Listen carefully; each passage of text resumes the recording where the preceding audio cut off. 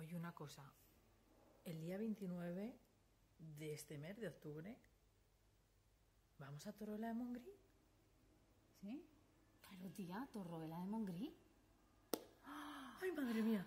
¿Y dónde? Pero a ver, vamos a ubicarnos. ¿En qué sitio? Teatre Spiter. Teatre Spiter. De Torroella de Montgrí. ¿Y tampoco sabes la hora? No.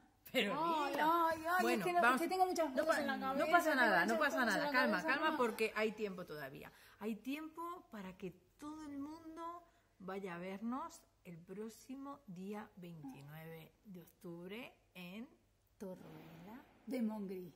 Domingo 29. Ay, domingo. Ay, entonces ya domingo. lo tengo ya Menudo la agenda, plan. Lila, la ya agenda. está, si es domingo no hay problema. Es un plan estupendo. Luego yo te voy invito con los niños y se puede venir con los niños y yo llevo los míos. Claro. No tenés problema, ¿no? No. Vale, Luego vale. nos tomamos una cañita, Muy un buena vinito por hora, allí. ¿no? Las 7 de la tarde, sí, muy sí, buena sí. hora.